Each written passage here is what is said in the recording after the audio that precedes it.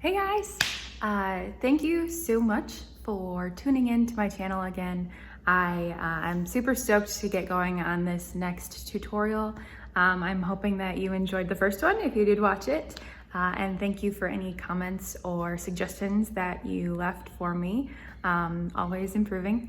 Today we are gridding part 2. First of all, I just wanted to show you what you would need in case you plan on doing this with your project. So what you will need is your canvas, whatever size you're working with. I said in the first video that I was going to do a 4x6 foot canvas, and here it is. I also have a ruler that's a 6-foot ruler, and you might not need something that large. I just use it because my canvases are so big, but let's say your canvas is 18 by 24 inches. You definitely don't need a 6-foot ruler, just something that can probably cover one side completely. I also have some colored pencils. That is my lining utensil of choice. For folks that are doing bigger projects like this, you might find that a plumb line is a little bit easier, but since I only have me today to work on lining this grid, I can't really use a plumb line. I don't have somebody to hold the other side. So if you are using colored pencils, you might also want a pencil sharpener, which I accidentally dropped earlier and got stuff everywhere, so I will definitely be sweeping after this. But these are the things I have on hand, and let's get started. So make sure that you have your ruler and your canvas ready. You've got your pencils ready. For this instance, I just grabbed a handful of colored pencils, and since I have more warm colors, I'm gonna start with that first. You will probably, if you're doing something the size that I am, you will probably go through a couple pencils. But if you followed along with the last tutorial, you'll notice that I used at least 3 colors or so for the different lines. So I'm just gonna start with something kind of in the middle, and we're gonna start from here. So when you are lining your canvas, please make sure that you start from the same side, and I typically start from the same corner every single time. If you were to start from one side and then you start from the other side the second time, your canvas might not be completely square, or it might not have complete right angles. So your measurements could be off, and then therefore your lines could be off, which would kind of stink. I've had that before, and it's not so fun. So I'm going to kind of put a little X right in this corner. Oh, my lefty is not my dominant hand, but that's where I'm always going to measure from. So from here, just like I did with that previous video, I'm going to find the middle. Don't mind that clicking noise, that's just my time lapse going on. But since this is a 6-foot side, we are going to convert that to inches, which is 72, and half of 72 is 36. So my first line is going to be my 36. And I could even kind of put a star here or something to know that that is my halfway point. Moving on from there, we're gonna cut 36 in half, just like we did with our other canvas, or with our grid in the last tutorial. So half of 36 is 18. So we are going to also make sure that you stay on the same side. If you have a double ruler like this, don't try to go to this side because it won't be the same numbers. So half of 36 is 18. Bam, right there. And then half of 18 is going to be 9. Half of 9 is 4.5. Half of 4.5 is 2 1/4. And sometimes, so I'm looking at it from a direction and it kind of looks like it's on par, but in my camera I can tell it's a little bit off. So make sure that you are right on top of that ruler and you're giving it as much of a, you're lining it up as much as you can with the correct measurement. And then after this, half of 2 1/4 is 1 1/8. Cool. Does this look familiar? These lines, how we have it increasing slightly from here, just like our last video. So what I'm gonna go do now is now that I know that this first set, or this first section, is 1 1/8, I'm going to go down the entire ruler and I'm going to make little tick marks every 1 1/8 inch. So you don't have to watch this from here. I'm gonna speed through it really quick, but here we go. All right, so now this whole side has been marked every 1 1/8 inch. Pretty cool. We're done with one side.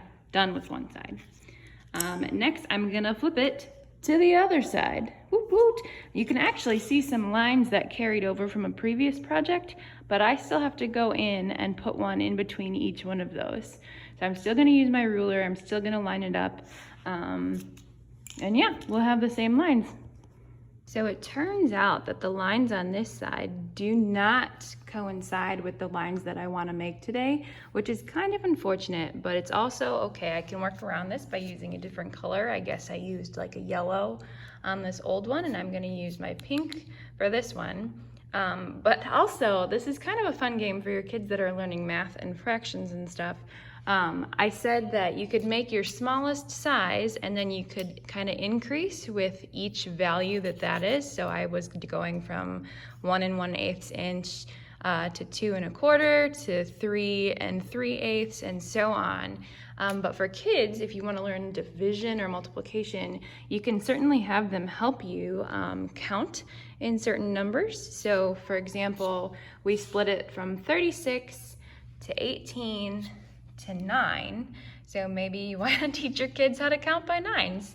And that's just an easier way too to line your canvas and kind of make sure that you're also on track. I know sometimes it helps me to do it that way, but so 18 plus 9 is 27. And that way I know when I get to this point, if I'm off by 1 or 2, something is wrong with my canvas previously. So yeah, get your kids involved. We have both sides done now, which is pretty cool. This side is a little bit of a mess because I had to cross off a lot of those other lines so that I could see it clearly, but hopefully this side and its opposite will be clean. Going back to this little square or this little X up here, I just wanted to remind that I'm gonna be starting this is my 0 point. I wanna make sure that my 1 starts from here.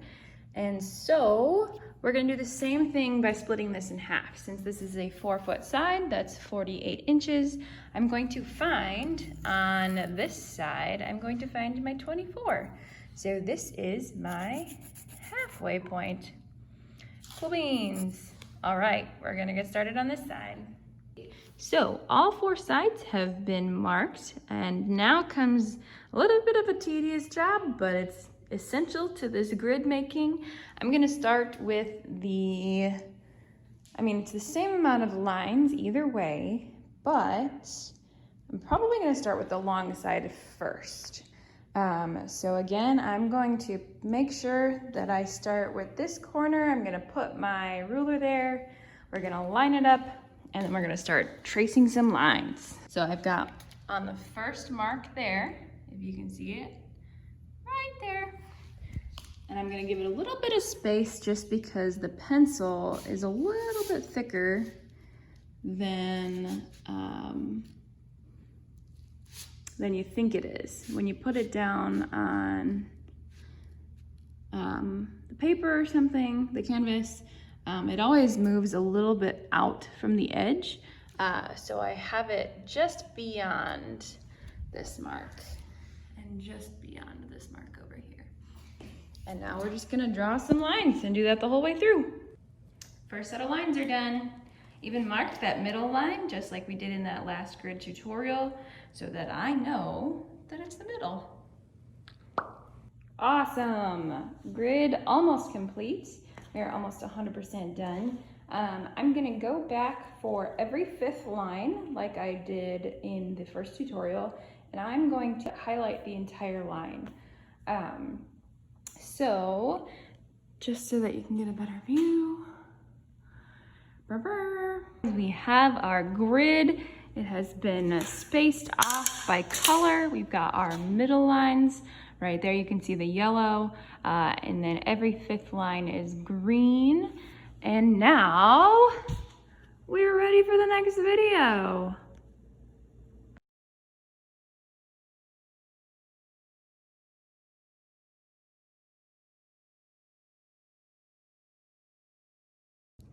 So I hope this video was at least a little bit helpful to everyone that is kind of entering the world of gridding.